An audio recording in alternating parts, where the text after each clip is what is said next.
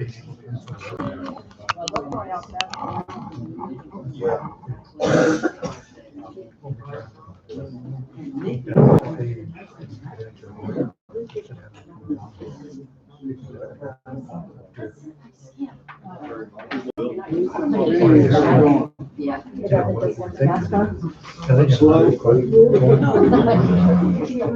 I'm going to go ahead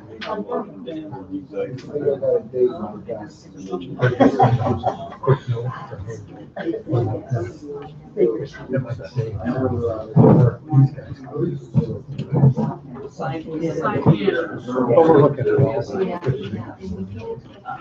But it doesn't seem too expensive. But they put it on both sides.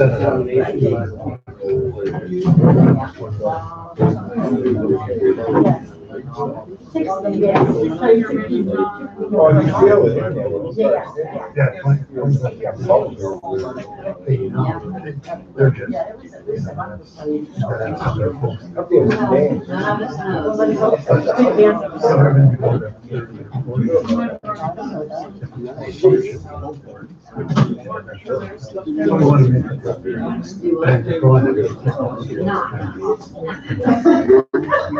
Like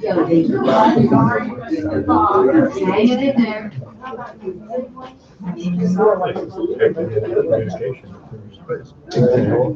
Yeah. And you got we make it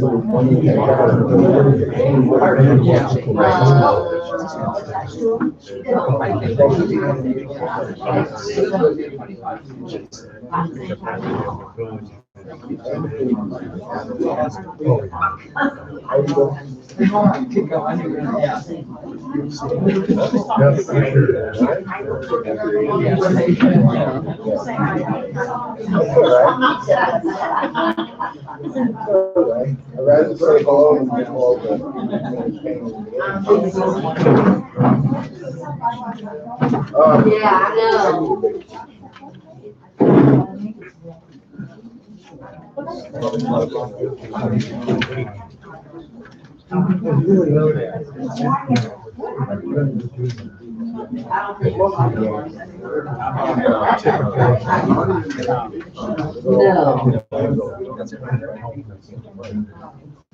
Really? I've never played that. You only played that. Yeah.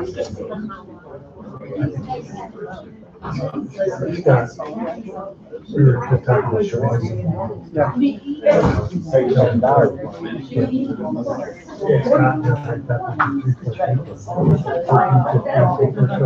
Yeah, it's 14. Yeah. We always have like 2 or 3, 4 people. Yeah. If we get 5, it's a party. And so I thought, we'll just get a golf cart and drive around and some of these 14 people. And it's like, it was good for me. I said it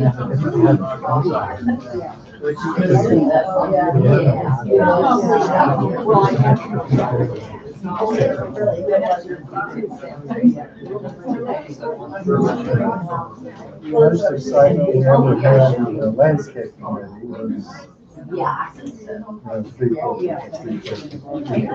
every month. And that year we tried the chocolate mulch and I got a sulfate that's doing it. Well, a little bit brown. So anyway, we'll be talking about mulch. There was like there were like 32 people for the month. Well, this is really great. Hope to see you again next month. And all those meetings that was typical. Nobody showed up. And I was wondering,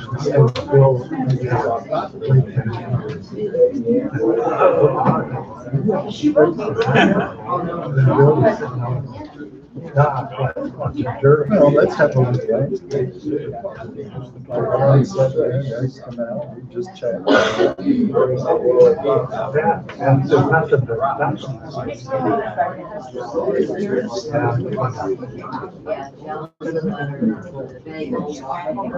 yeah, that's, that's a good one. But then he goes,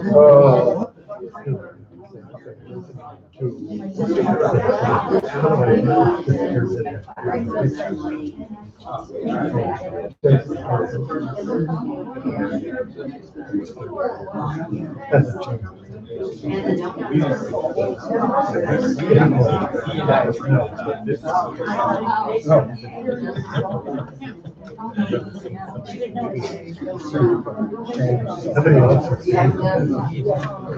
Oh, what happened?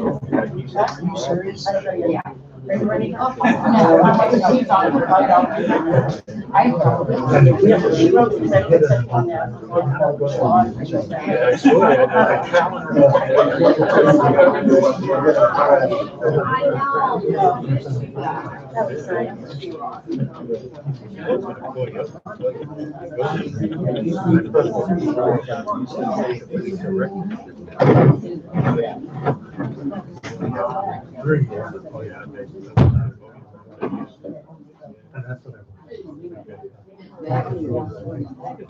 Yeah.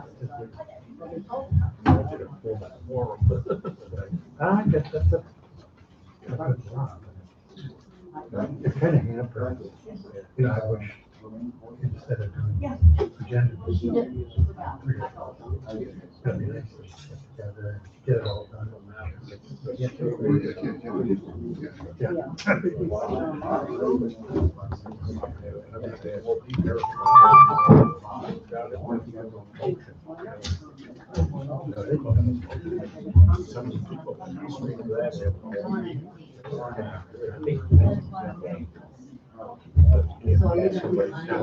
Right, yeah.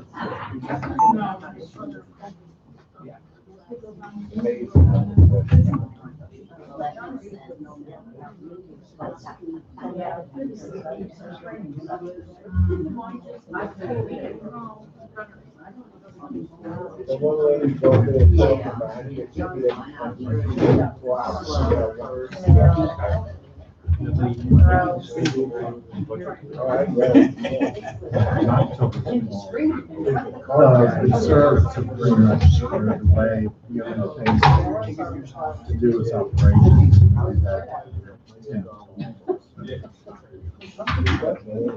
We should probably change twice when they comes to the insurance.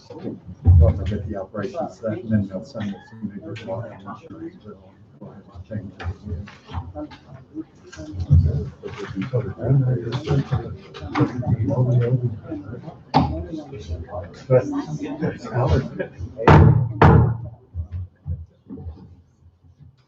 Good evening. It is now 6:30 p.m. and we're here at the Pine Ridge Clubhouse located at 4801 Lakeside Club Boulevard for the monthly Pine Ridge at Fort Myers Condominium Association Board of Directors meeting. By the way, before we stand and recite the Pledge of Allegiance to the United States of America, I'd like for us to pause and take a moment of silence to honor the memory of Bob Canavan and Shirley Doucette, members who recently passed away.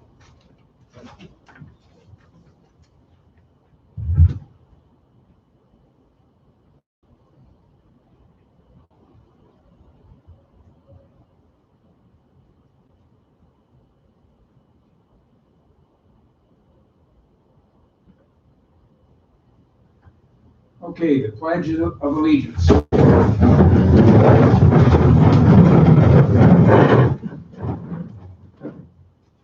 Allegiance to the flag of the United States of America and to the republic for which it stands, one nation, under God, indivisible, with liberty and justice for all.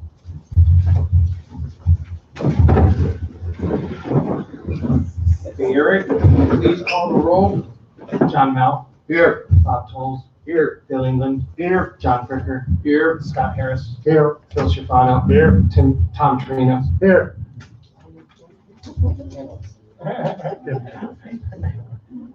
Haven't called for it. Was the meeting properly noticed? Yes, it was. Do I have a motion to waive the reading of the previous month's minutes? I make a motion, we waive the reading of the previous month's minutes. I second it. All in favor, say please.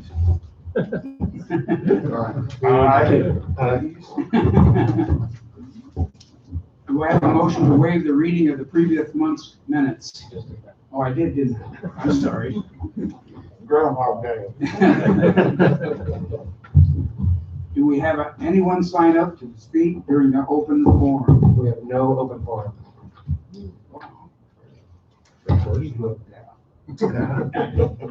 Where is it? Eric, would you please present your manager's report? We have nobody signed up for the open forum. We have one.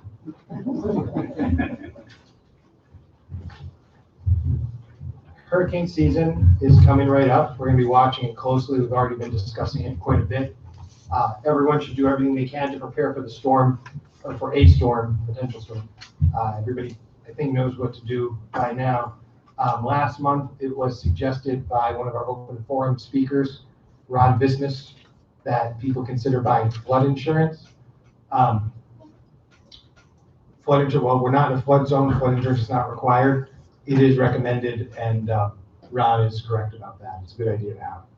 All loose items stored outside. This includes planters, hanging pots, furniture, and bicycles, including bicycles stored in the hallways, right at the stairs, and hanging pots outside of courtyards should be brought inside and are against the rules.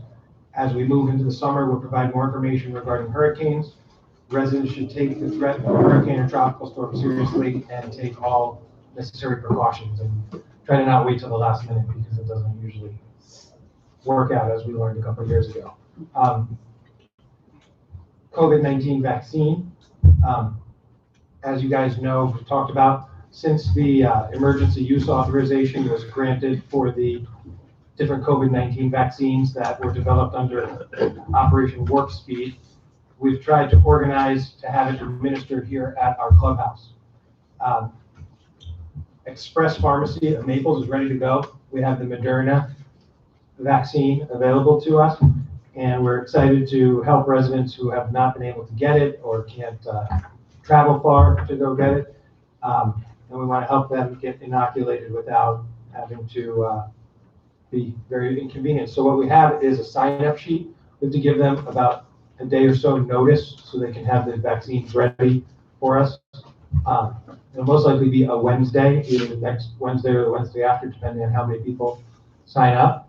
And you can get your first dose or your second dose. And we ask you to specify that on the sign-up sheet. So the sign-up sheet is posted there. We're going to send out information to everybody. And I think a lot of people have already taken the vaccine that are planning on taking it. But if we can help anybody at all, we're happy to do that. We're happy to be able to offer it here at Pine Ridge. At the beginning, I even was emailing the governor himself, trying to get him to come here and bring us vaccine.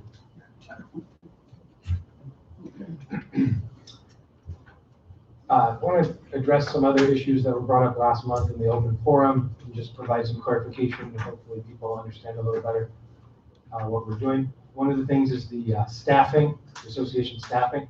Last month during the open forum, it was stated by a member that they believe Bruce is overwhelmed and additional help needs to be hired. Without getting bogged down on this topic, although we did talk to Bruce and he doesn't necessarily feel that way, I do want to provide a little more insight on who I have working here on a daily and weekly basis, so you guys can understand that although including myself, the association only employs 3 individuals directly, we indirectly employ many more than that, and it takes quite a few people to keep the community at the high level that we all expect. So just to go over a few of the people that help us, in addition to Pamela, Bruce, and myself, we have Marianella, who's our janitor. She's contracted through Crystal Clean. She's here a minimum of 4 days a week, And frankly, she's the best janitor that we've ever had in the 9 years that I've been manager here. She does an unbelievable job. We have Immaterio, who's our carpenter. He's a very, very good construction worker. He performs work for us on a piecework basis, which means we pay him by the job. So he's incentivized to not take hours and hours and hours to finish a job, to finish it in a timely manner. And he's typically here 2 days a week, sometimes 3 days a week, and he's a great help to Bruce. He's able to take and complete some of the more labor-intensive construction-related work orders that we don't want Bruce doing, because I kind of have a philosophy with employees versus vendors. We care about our employees. We want to take care of our employees. Vendors are vendors. We like them, but we don't necessarily care about them like we do our employees. So the harder jobs we would give to a vendor, not someone that we care about. We have James, who's our irrigation contractor technician. He's on site at least 1 day a week, troubleshooting the system, making repairs, doing wet checks. Previously, and this is what most communities have, is 1 day a month to have an irrigation tech here. About 3 years ago, we increased it to 1 day a week, and things got a lot better here, and it works out pretty well. Jesus, our landscape crew leader, he's been with us since as long as I've been here, and we switched over to On My Yard. He's here with his crew of 6 guys, 2 days a week, all day Monday, all day Tuesday. Then during the heavy rain season, we supplement on Saturdays. And then unskilled labor. We often bring in unskilled labor through a company called People Ready, who we have a relationship with. There's some jobs that just simply aren't for somebody who makes the pay that Bruce makes, or makes the pay that it's for a lower skilled worker. So rather than expend those resources on those jobs, we'll bring in somebody that we can pay a little less to do that. And that works out really well. That's how we've been doing it for the last 3.5 years. And we don't owe these guys vacation days. We don't owe them Christmas. We don't owe them holidays. We don't owe them workman's comp. And it's worked out really well. We find that we get more work done this way than if we had hourly employees like we have had in the past. And I think that's reflected on in the appearance of the property and the maintenance, and as well as the values of the units, which continue to go up. Then I wanted to provide a response to some concerns that were expressed about our budget process from last year. And everybody knows last year was a little bit different than every other year, but a member expressed during the open forum concern that the association is not holding in-person budget committee meetings due to the COVID-19 pandemic. And it got me thinking about, like, what are other associations doing? How do they handle this? And I wanted to find out. So I actually sent a note to Lori Sampson, who's the managing partner of Myers and Breholtz, who does all of our accounting, just to ask her, because I know they're involved heavily in the budgeting process for a lot of other communities that don't have active committees like we do. And I'll just read what she wrote back to me. In the many years we've been working with condominium and homeowners associations, 2020 was an unprecedented year. Well, when people say that. Most of our clients had to reconvene their membership meetings and hold them by proxy on Zoom or some other electronic manner. The budget process, when we are involved, has mostly always been by phone and email, but this year many of our clients who previously held in-person budget workshops also resorted to electronic meetings and canceled in-person meetings. Only this year in 2021, as the vaccine started rolling out, did we see and get invited to in-person meetings that are being held following CDC guidelines with proper distancing, and many continue to wear masks, including myself and my staff. Our office requires all guests to wear masks and get their temperature taken prior to meeting with staff members. COVID-19 has dramatically affected where we all do business. Lori Sampson, Myers Brothers. So as you can see, they've been overly cautious, much more so than even we have. And I think better safe than sorry has been kind of the approach that the whole world has taken. So while I think we're all disappointed we didn't have budget meetings last year, we ended up with a pretty solid budget, and hopefully moving forward we can get back to normal. The last thing I wanted to talk about tonight is the annual audit. The reason I want to talk about this is normally we talk about it at the end of the year when the voting comes up, and there's a group of people that are always wanting to do the audit, and then there's a group of people that, a larger group of people that vote against doing it to save money. That's the bottom line, why it would be voted against. So as with any vote, there's going to be a group that's dissatisfied with the outcome, and neither side is right or wrong. But normally when I'm explaining it to you guys, being that it's in that voting season, I think some people think I'm trying to convince one way or the other, which I really, whether we do the audit or not, I'm happy either way. But I just want to explain that it's not like an IRS audit where they're looking at receipts and trying to tell the story of where did the money come from, where did it go, and that all they're really doing is checking the accounting procedures that the accounting firm is using. And to show, I actually have some copies of old audits here from Pine Ridge, if anybody cares to see it, that's interested in this topic, because I think it explains what you get for the $10,000 or $12,000 better than I can, because it's really bound really nicely, but the information inside is not going to be of value to most people, and it doesn't necessarily catch wrongdoing. We're responsible for our own numbers. So the process, like what Scott laid out last month, how the bills are paid and the invoices are approved, that's the critical component. And there's 3 sets of eyes that look at those. There's management, and then it goes to accounting, and then it lastly goes to the board treasurer. And that's where the security lies, and that's audited every 2 weeks when we pay those bills, because the money goes out. That's what we really need to watch. But anybody that wants to take a look at these, this 2 different years of audits, I'm happy to show you guys. That's what I took them out. Thank you. Okay, thank you. Scott, will you please give your treasurer's report? Yeah. I take my mask off. Glasses. Okay, the association remains on budget, and we haven't had any unexpected expenditures. Typical expenses for the period, these are a little bit extra, include condo building annual fire alarm inspections, repair, and equipment replacement. Because of the climate, we generally have to replace a lot of units. General repair of fences, walls, and sidewalks, supplemental cleaning of hallway floors, the continued critter trapping. I think I heard we got 10 armadillos. A couple more now. Oh, okay. And we've had installation of sod, and we've done some replacement shrubs. The accounts receivables consists of 17 owners, which is typical, 5 of whom are the attorney for collections, and 12 of whom those small amounts, and they may have been paid by now. As always, the financial documentation is always on view, available for review by the residents. Eric talked about the audit. I mentioned before. This is on the table is the short balance statement that we put out to save paper. There's a long form that we get every month, and it's the complete package. And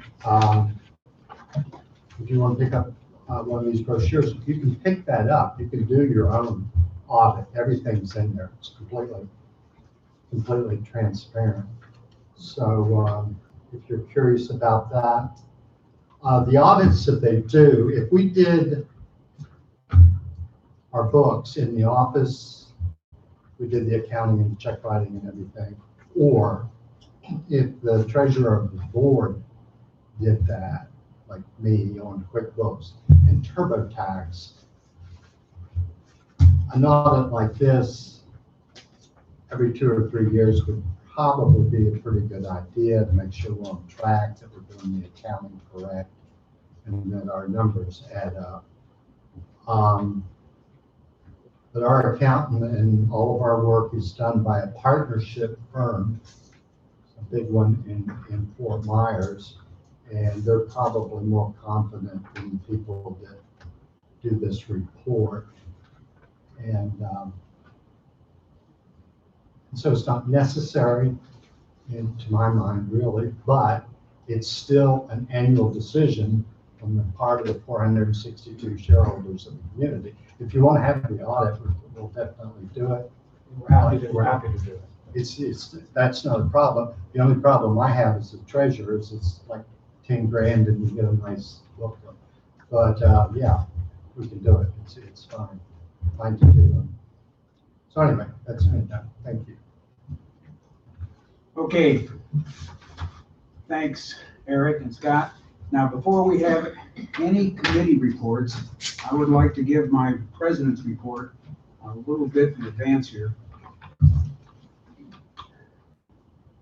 I've noticed over the last month or two, there have been the open forum and question and answer sections of our board meetings are becoming less and less productive and creating perceptions of the operation here that are not true. I think that open and transparent communication between the board and members is critical to a healthy association. I also know that some of the best ideas and most important changes that boards have made over the years are born from the open forum. It is my hope that the board always maintains this open forum. I do want to discuss my expectations as chairman of the board from those speakers step up and speak during this forum. Speakers have a maximum of 4 minutes to convey their idea to the board.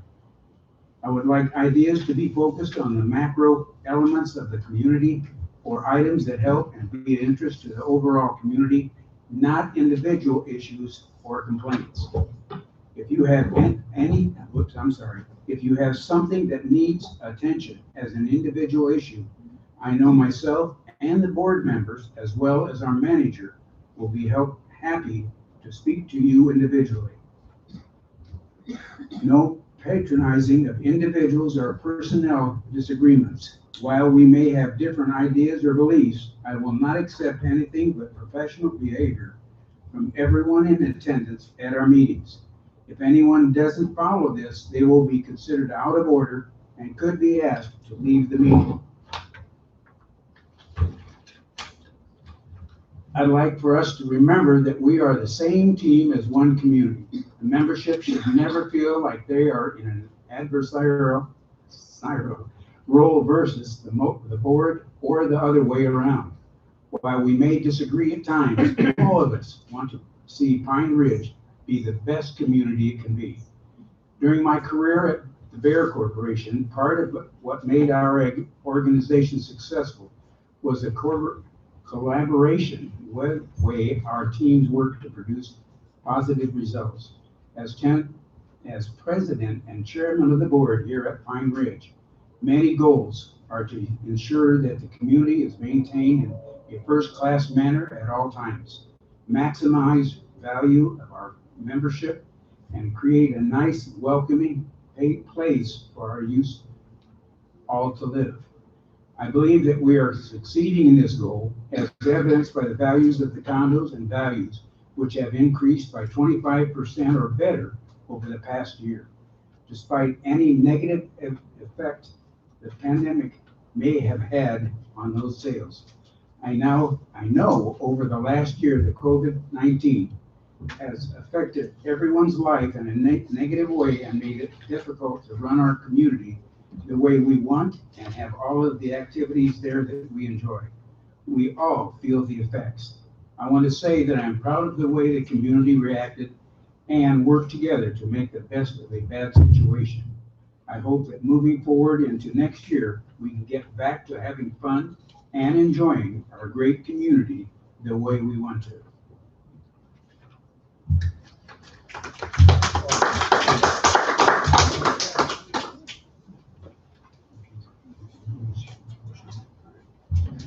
Do we have any committee reports? Do you want to start on this end of the table? Good evening, everyone. I'm the chairman of the website committee, and we've been meeting every couple of weeks lately, and we just wanted to give you an update of some of the progress we've made.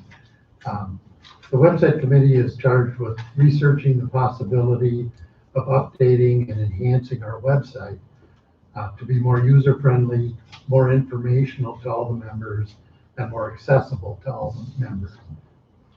Or there is an option of replacing the current website with a new one, and we're looking into that also. The budget for this project isn't quite finalized yet, as we're waiting to get our research completed and have more finite numbers to present to the board. The current site is hosted by a local vendor, and it's only $19.95 a month, 20 bucks a month. So we're looking to keep our costs as low as possible. We are examining, in addition to looking at outside new products, we're examining the current website and host company to see what is available to enhance, update, or modernize the current website. If we can leave that in place, it'll save us a lot of work and some of the funding it would take to create a new one. The goal is to better serve the community's needs in that regard. Under initial exam, it appears the current software can be updated to newer, more recent versions, and this looks very promising. There's a lot of research yet to be done. The product features on these new improved programs are much improved, and they offer a number of attractive options at still reasonable cost. We also want to determine whether its functions and features can allow us to add some features to the website, such as email addresses for the members that are optional. And at one point, we even had photos planned where we could take photos of members, and those would be available. Again, that's all optional. We want to provide a newsletter for the members, more communication tools that would make it easier for you and the staff here, some tracking capabilities, and maybe some member input areas where you can ask questions or place work orders through the website rather than coming down here.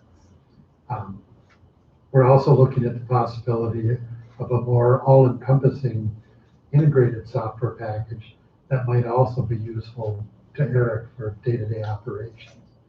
The website committee will meet every 2 weeks for the foreseeable future, just because this project is real front-end loaded as far as the work involved. So the next 2 meetings are scheduled April 29th, which is a week from tomorrow, at 2 p.m., and then 2 weeks after that on May 13th at 2 p.m. And we'll continue that every other Thursday at 2 p.m. schedule, if anyone's interested. Thank you.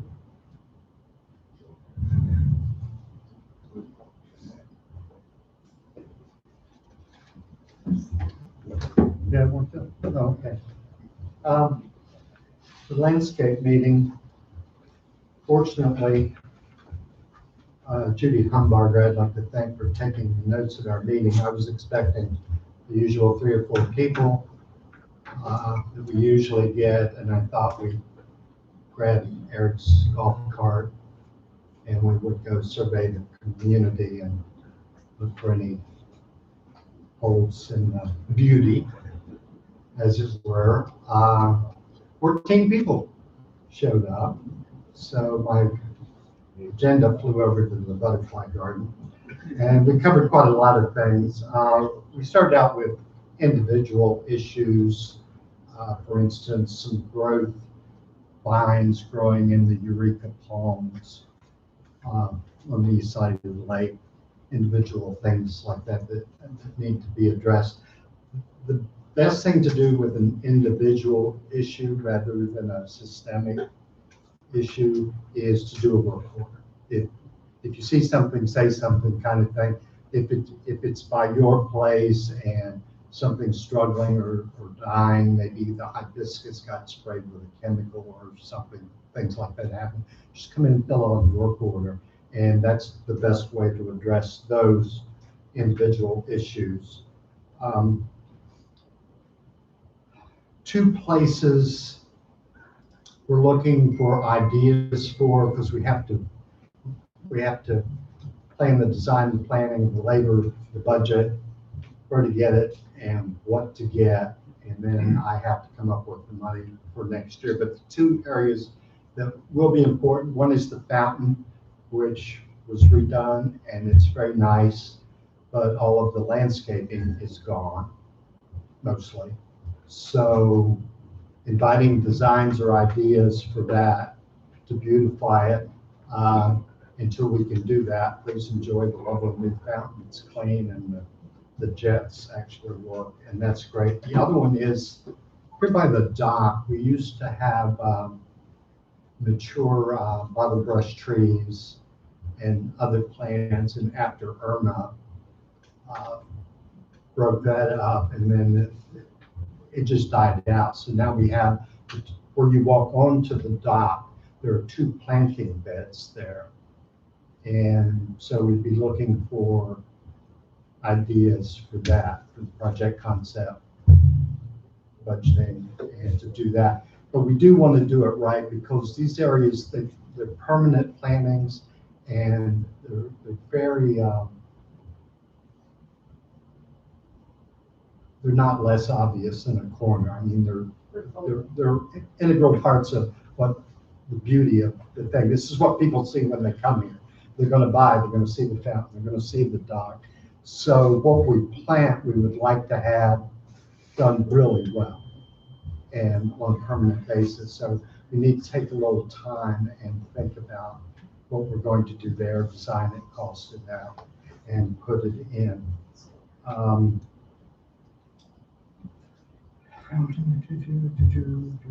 The Sailview plantings,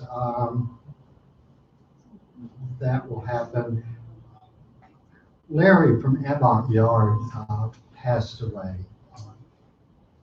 vibrant guy, and we were all really shocked. But that threw some of our landscaping off, like doing the annuals and the usual dressing up of things. I mean, his company was thrown out of whack, and things just didn't. Some of the things just didn't happen. So this coming fall, when we dress up the place again over the summer in the wets, we'll get back to that. So a lot of people, if you've missed the color on the main drive and the gate, it'll be back. This past year has just been a write-off. I mean, for some things, it's just been terrible. But that's it. Yeah. And but thanks for everybody that came, and please come again.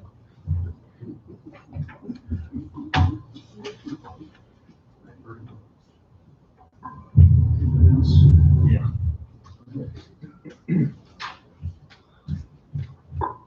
Our Lake and Amenities Committee, we met last Friday, and here's just kind of an overview of what we talked about. During the meeting, several items were brought up that need to be looked at, and some of these need to be addressed by the association. One of the items was flowers at the fountain, which Scott had talked about.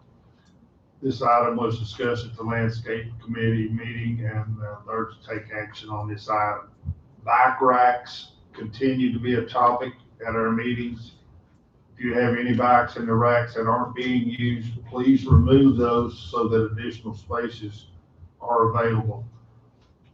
I'm going to get with Eric and see if we have any additional bike racks that we have stored somewhere or not in use or whatever, that we can move around to some of the condo buildings that are having an overabundance of bicycles. Tate grass continues to grow on the west side of the lake, and I contacted Mike Sweeney at Advanced Aquatics, and he got back with, and by email today, said that Hunter, which is our guy that comes and does the spraying and so forth in the lake, he'll be here either Friday or Monday to do some additional addressing of that, to try to take care of that. The area around the pump house, this is down on the northwest end of the lake, is an area that we need to look at, and we've looked at in the past. And it needs to be dressed up and try to make it a little more presentable. People down, especially down on that end, made complaints about that several times, that it just looks out of place where it is, so, and how it is. So maybe we can do something. Eric and I have looked at that once, and we really couldn't come up with a plan, but we'll just have to readdress that again.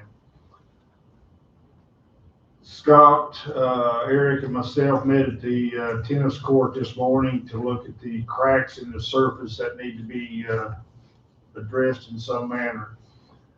Eric is going to contact the people that done the resurfacing on the tennis court in the past and see if they can come up with some kind of seal to seal those cracks and repaint the portions of the court where that sealing is to take place.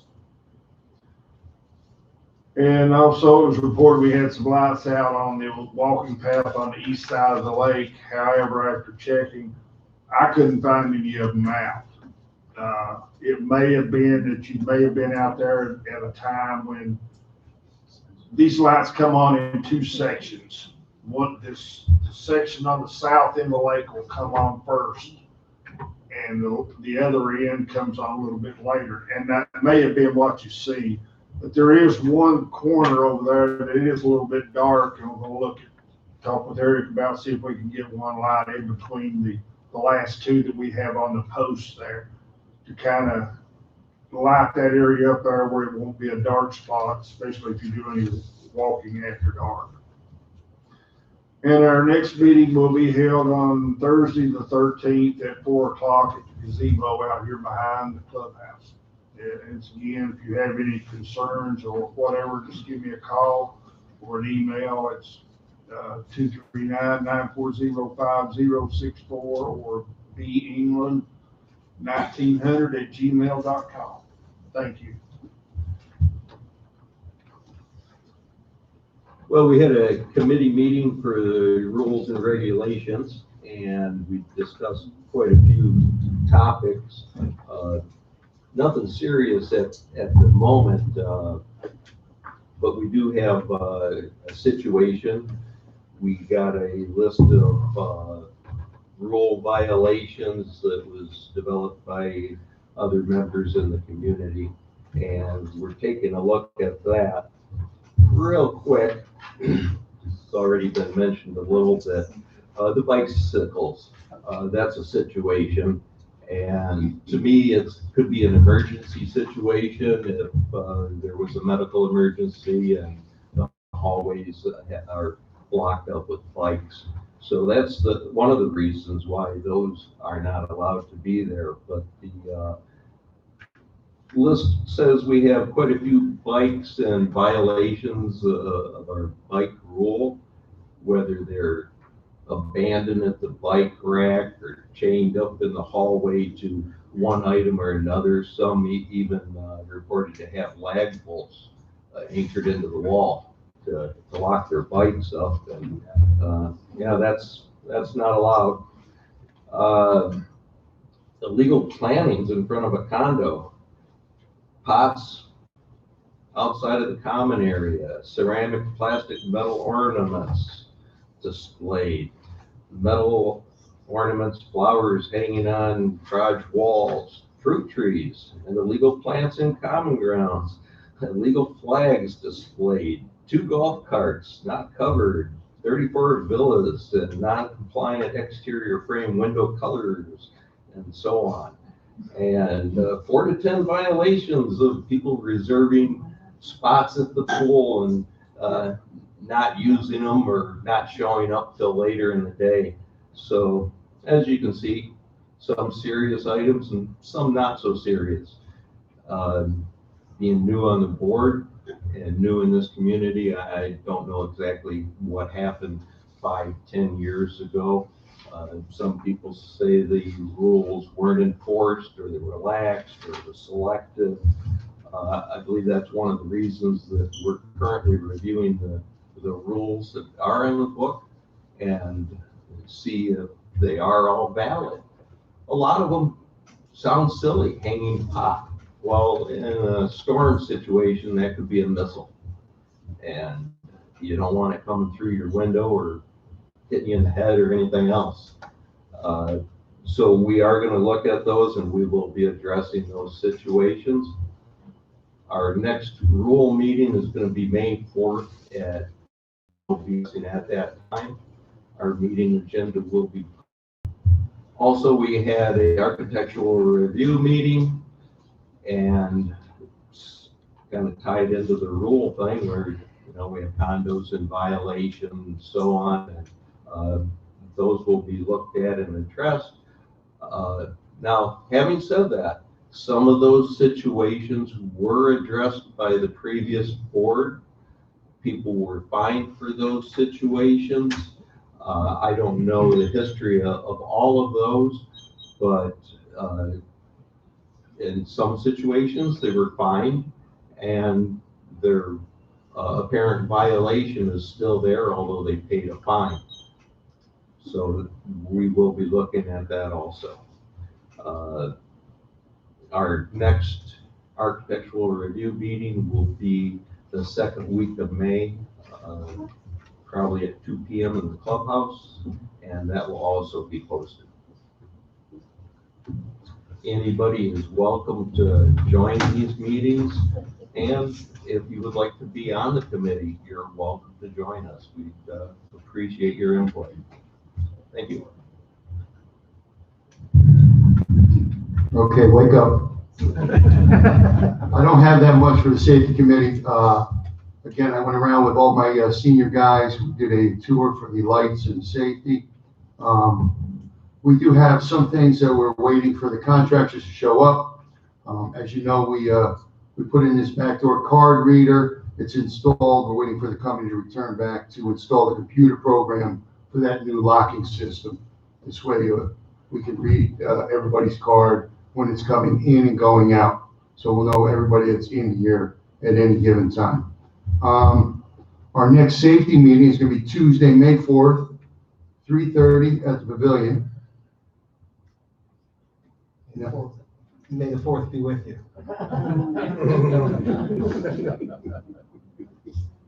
Okay. So we do have some other issues. Again, speeding. If you see somebody speeding, do me a favor. Just get an approximate time, the plate number, and the color and the type of car. Please come in, write a little letter, a complaint, and we'll take care of it. We need to slow everybody down. Again, with the bikes for all the people that go back north should be put into their condos when they're going back north. We don't need them out there underneath the stairs, chained to the railings. We'll be going around to the bike racks and removing the old rusted bikes that we can really make room for some of these other bikes. I don't know about those three-wheelers, but we'll figure out something with that. We're all working together on that. So please, if you see somebody speeding, come in and say something to us. Give us some data, and we can eventually catch on and catch everybody that's causing problems in here. Thank you, and may the 4th be with you.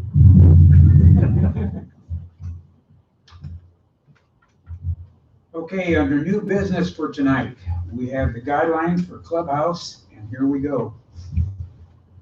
Beginning May 1st, 2021, the association will reopen its clubhouse and various indoor amenities after being shut down due to the COVID-19 pandemic. Second item is bingo may resume the first Monday in May. The next is Kofi Klatch may begin on Thursday and Saturdays in May. Cards and games or other small groups are open to reconvene in May. During the initial opening, we will like attendance limited indoors to around 40 to 60 at one time.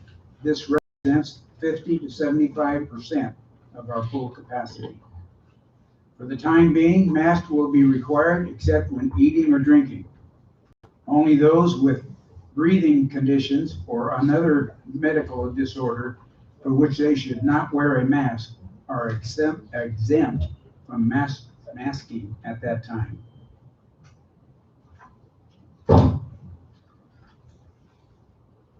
Okay, every event we will require attendances to sign in. This way, in the event we do discover that someone in attendance tests positive for COVID-19, we can notify all who are in attendance with that person. Okay? I'd like to thank everyone for coming tonight. Do I have a motion to adjourn the meeting? I have one more thing before we get going, if you don't care. Go ahead. This has to do with one of the residents that lives here that, to me, that I think went above and beyond for this year, and that's Kathy Fox. A lot of you know her, and she is, as of yesterday, it was today actually, she did get enough. She's helped 90 people get at least their first or their second shot. And also she has 116 of those, and that includes the 90 I've seen too, she has got appointments for to get those vaccines. So, you know, that's someone that has really went above and beyond, I think, what anyone could ask for. And I think we need to give her a big hand and a round of applause.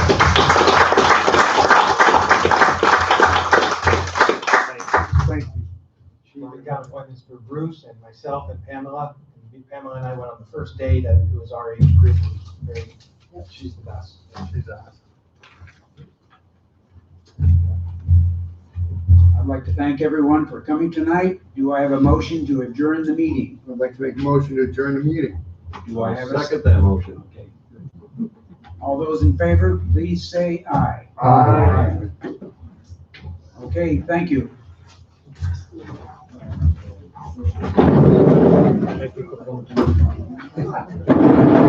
Good job.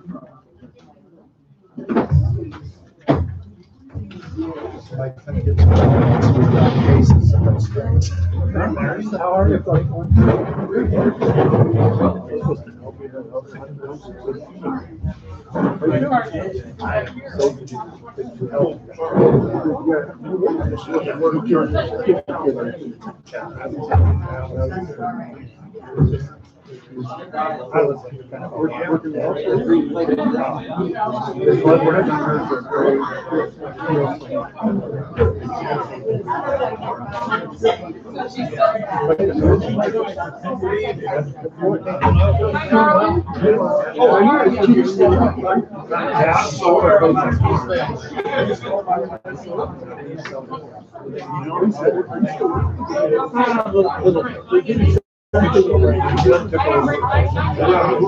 Also looking at Eric and